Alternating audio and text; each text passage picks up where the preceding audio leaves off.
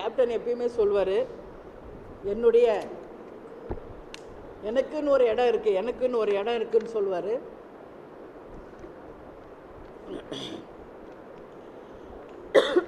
Captain பற்றி பேசும்போது எனக்கு கொஞ்சம் நான் எமோஷன் ஆயிடுறேன், தப்பாக எடுத்துக்காதீங்க. எனக்குன்னு இந்த உலகத்தில் ஒரு இடம் இருக்குதுன்னு சொன்னார். அது கடைசியில் எங்கள் தலைமை கழகத்தில் இருக்கிற இடமே அப்படின்றது எங்கள் யாருக்கும் தெரியல. அந்த இடத்துல இன்றைக்கி நம்ம தலைவரை நம்ம அடக்கம் பண்ணியிருக்கோம். இது கோயிலாக மாறி இன்றைக்கி எல்லா மக்களும் ஒரு தரிசிக்கின்ற ஒரு புனித தலமாக, கோயிலாகவே இது மாறிடுச்சு. நேற்று கூட நீங்கள் எல்லோரும் கூகுளில் பார்த்துருப்பீங்க. இந்த இடத்துல கூகுளில் சர்ச் பண்ணால் கேப்டன் விஜயகாந்த் டெம்பிள் அப்படின்னு தான் வருது.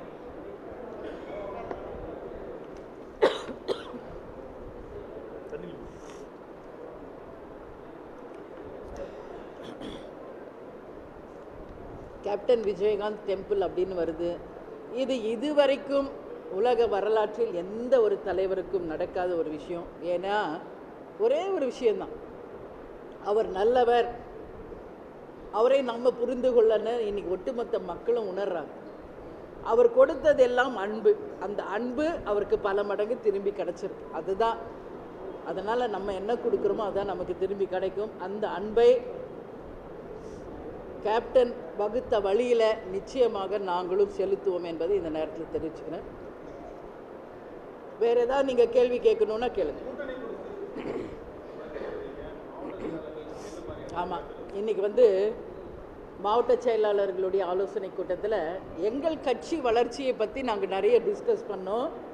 அப்போது வருகின்ற பாராளுமன்ற தேர்தலில் நம்மளுடைய நிலைப்பாடு என்ன எடுக்கணும், என்ன நம்ம செய்யணும் அப்படின்றதெல்லாம் நாங்கள் டிஸ்கஸ் பண்ணும் பொழுது எல்லா மாவட்ட செயலாளர்களுமே அவங்கவுங்க சொந்த கருத்தை பேசினாங்க.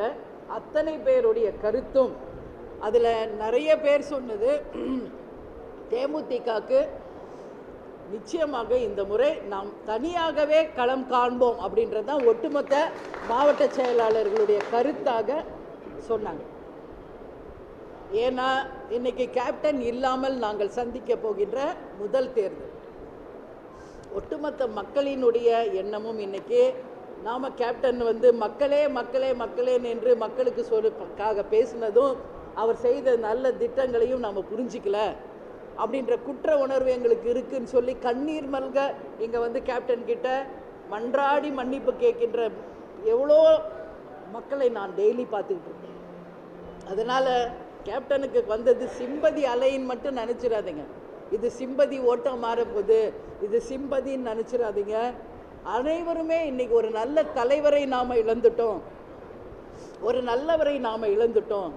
இது மாதிரி ஒரு தலைவரை இனி நாம் எப்போ பார்க்க போகிறோம் அப்படின்னு சொல்லி மாணவர்கள், இளைஞர்கள், பெண்கள், பெரியவர்கள், ஆண்கள் என்று எல்லாருமே அந்த குற்ற உணர்வோடு கேப்டன் கிட்ட மன்னிப்பு கேட்குறத நாங்கள் டெய்லி பார்த்துக்கிட்டு இருக்கோம். அதனால் எல்லாருடைய கருத்து, நாம் நிச்சயமாக கேப்டன் வகுத்த வழிபடி இந்த தேர்தலில் தனித்து களம் காண்போம் என்பது தான் எல்லா மாவட்ட செயலாளருடைய கருத்து. இருந்தாலும் மொத்த 4 வழி தான். ஒன்று ஏடிஎம்கே அலையன்ஸ், இன்னொன்று ஏடிஎம்கே அலையன்ஸ், ஒன்று பிஜேபி அலையன்ஸ், இல்லை என்னால் தனி. இதில் எல்லாருடைய சாய்ஸ் தனி அப்படின்றது ஒரு கருத்து. மீதி இருக்கின்ற 3 அலையன்ஸில் யார் அதிகமாக சீட்டு, அதாவது எப்படி நாங்கள் 2014 14 சீட்டும் ஒரு ராஜ்யசபா எந்த கட்சி தருகிறதோ அந்த கட்சியுடன் கூட்டணி அமைப்போம் என்பதை தான் அனைத்து மாவட்ட செயலாளர்களுடைய இறுதி முடிவாக எங்களுக்கு சொல்லியிருக்காங்க. இனிமேல தான் நாங்கள் குழு அமைக்க போகிறோம். எல்லார் இடத்துலையுமே தேர்தலுக்கான பணியை, அதாவது எங்களுடைய கட்சி பணியை தொடங்கியாச்சு.